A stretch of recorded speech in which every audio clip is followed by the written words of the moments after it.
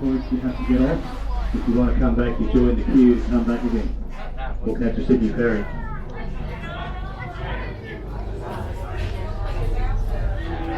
The traditional custodians of the land on which the library stands.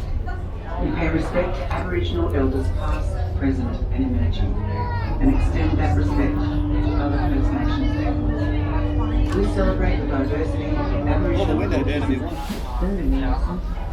Men fished for skins, and women played along with their Here, the British entered Port Jackson in a fleet of 11 tall-masted ships, bringing with them roughly 1,500 British citizens, half of them colonists, with marines, seamen, civil officers and freemen, and a large store of supplies for the intended colony. It was here that Governor Arthur Campbell chose Sydney Harbour in the harbour of Port Jackson as the site of the first British outpost and convict colony in Australia. Having passed between the capes, which form its entrance, we found ourselves in a port superior in extent and excellency to all we had seen before, enjoying the luxuriant prospect of its shores covered with trees to the water. What can change 1789? The natural grandeur of the harbour evoked rapturous visions in those who saw it for the first time. The natural philosopher Erasmus Darwin had arrived in Sydney Harbour in 1789, 1 year into the life of the colony.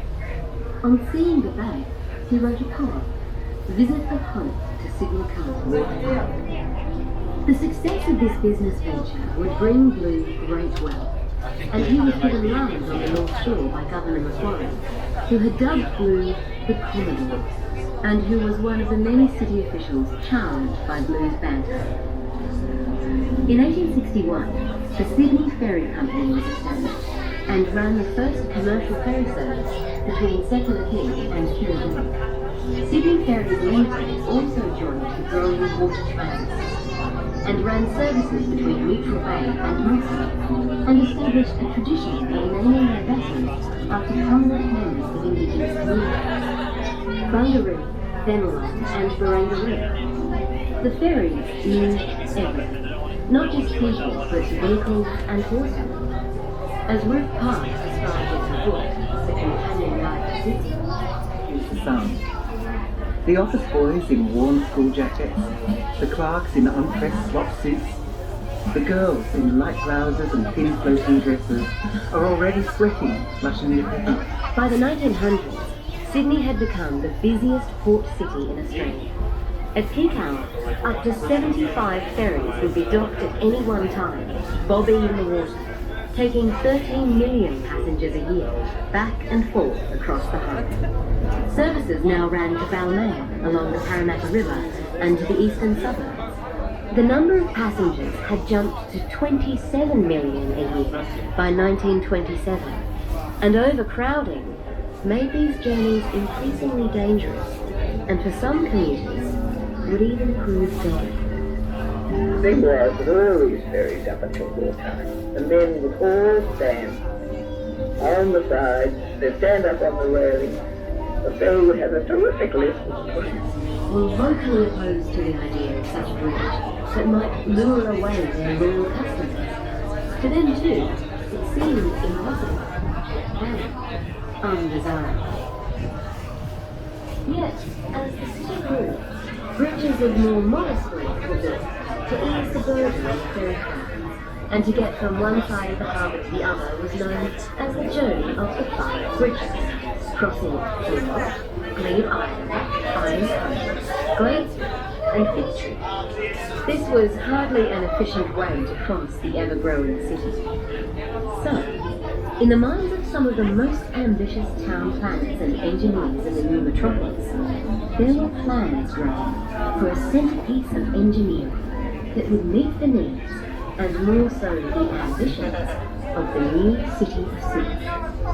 It would take over 100 years, 4 government bridge plan competitions,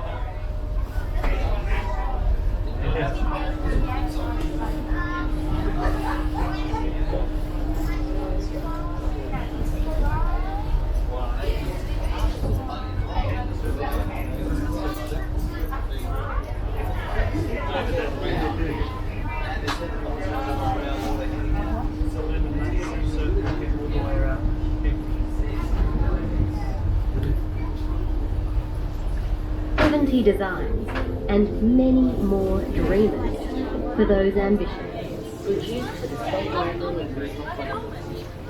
Episode 3, Visions of a Bridge.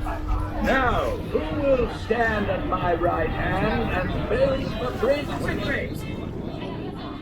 1818.